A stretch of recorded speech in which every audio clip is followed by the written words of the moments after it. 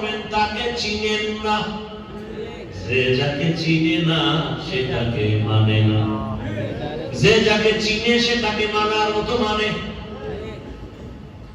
চিনতে পারলেই সে হবে মানুষ। আমরা এখন সূরাতে মানুষ, রহমতের নবীও যে আকৃতির, আবু জাহেলের আকৃতি এক, নবীর দুই চোখ, আবু জাহেলেরও দুই চোখ, কিন্তু আবু জাহেলও মানুষ।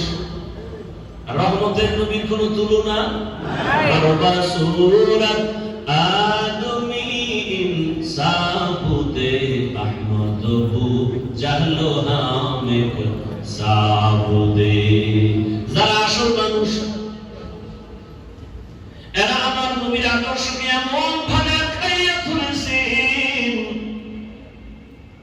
সাহাবী দুনিয়াওয়ালাদের দাওয়াতে হাজির। খানার প্লেট দিছে, তিনি পকেট থেকে বের করে দস্তরখান বিছাইলেন, খানা পরে যায় উঠাইয়া খায়। দুনিয়াদারেরা বলে এটা তো অভদ্রতা। সাহাবী চিৎকার দিয়ে বললেন, আতরুকু সুন্নাত হাবিবি লিহাউলাইল হুমাকা। আমি কি এই আহমদ দুনিয়াদার মূর্খদের কারণে আমার কলিজার হাবিব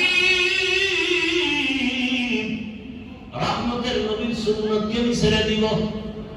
রহমতের নবীর সুন্নতের মধ্যে এত মজা, এত মজা, দুনিয়াদারেরা বুঝবে না। চোখের সামনে পর্দা পড়ে গেছে, চোখের সামনে পর্দা, কলবের সামনে গুনাহের পর্দা লাগানো।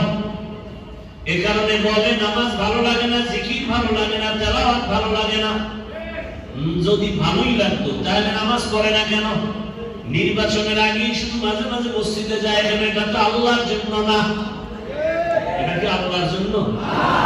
এই সমস্ত নামাজিকে আল্লাহ কি কয়?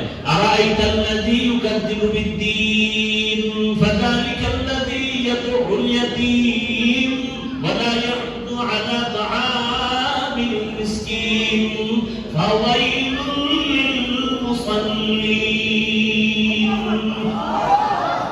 ফাওয়াইলুল লিল মুসাল্লিন, নামাজি মুসল্লির জন্য ওয়াইল নামক জাহান্নাম। দেখছেন নি কারণ? যেই নামাজে মানুষ জান্নাত পাবে বিনা হিসাবে, সেই নামাজ সম্পর্কে আবার আল্লাহ নিজেই বলেন ফাওয়াইলুল লিল মুসাল্লিন। নামাজি মুসল্লির জন্য ওয়াইল নামক জাহান্নাম। কোন নামাজি নামাজ পড়ে নামাজের ভেতরে রূহ নাই, বডির মধ্যে রূহ নাই, মানুষ বলবে না, বলবে মানুষের লাশ। তাহলে নামাজ পড়ি না, রূহ নাই, এটা নামাজ না, নামাজের একটা লাশ। ফরমালিটি মেনটেন করে এই নামাজ দিয়া বান্দা তোমার গুনাহ থেকে বাঁচা যাবে না, জান্নাত পাওয়া যাবে না। আল্লাহ সতর্কবাণী করে বললেন, কেমন নামাজ পড়েছো? ফাওয়াইলুল লিল মুসাল্লিন। তোমার নামাজ তোমাকে কই নিবে? কোথায় নিবে? আরে মিয়া, আপনি শুধু নামাজ পড়ে জাহান্নামে যাবেন এই জন্য টেনশনে আছেন। আবু হুরায়রা কি বলে? কিয়ামতের ময়দান যেদিন কায়েম হয়ে যাবে, সব নারী পুরুষ উলঙ্গ দাঁড়াবে, সূর্য মাথার উপরে হাজির। সূর্যের গরমে মাথা টকবক করে ভাতের মারের মতো ফুটবে, জমিনটা গরমে মাটির জমিন তামা হয়ে যাবে। অন্যদিকে জাহান্নামের আওয়াজ, জাহান্নাম চিল্লায় বলবে, আল্লাহ বেনামাজি গুনাহগার গুলো কোথায়? সব আমার পেটে দাও, বড় ক্ষুধা লাগছে। আল্লাহ বলবে, অপেক্ষা কর জাহান্নাম, আমি বিচার করা মাত্র তোকে দিয়ে দিব সব গুনাহগার গুলো।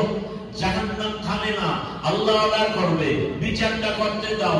জাহান্নামের গলায় ৭০,০০০ শিকল লাগাও, এক একটা শিকলের গোড়ায় ৭০,০০০ ফেরেশতারা ধরে টানবে, জাহান্নামকে ধরে রাখতে পারে না। জাহান্নামের চিৎকারে হাসরের মাঠটা থরথর করে কেঁপে উঠবে। ওদিকে আমার আল্লাহরা লিমানিল মুলকুল ইয়াউম লিল্লাহিল ওয়াহিদিল কাহ্হার। এমন কঠিন হালাত হবে, এরে নবীর উম্মত, ওই হাসরের মাঠে সব লঙ্গ দাঁড়াবে, নবীরা কান্না করতে থাকবেন। এরে নবীর উম্মতের দল, ওই নামাজ, যেই নামাজ তোমাকে জাহান্নাম থেকে বাঁচাতে পারে না, গুনাহ থেকে বাঁচাতে পারে না, ওই নামাজ তোমাকে জাহান্নাম থেকেও বাঁচাতে পারবে না। যেই নামাজে তোমাকে গুনাহ থেকে বাঁচাতে পারে না, ওই নামাজ তোমাকে জাহান্নাম থেকেও বাঁচাতে। আর সেই নামাজ পড়ার কারণে এখন মিথ্যা বলো না, মিথ্যা থেকে নামাজ বাঁচায় দিছে। নামাজের কারণে এখন জবান থেকে গীবত বন্ধ, নামাজ তোমার গীবত বন্ধ করায় দিছে, নামাজ তোমাকে গুনাহ থেকে বাঁচায় দিছে। ইনশাআল্লাহ ওই নামাজ তোমাকে জাহান্নাম থেকেও বাঁচায় জান্নাত দিবে।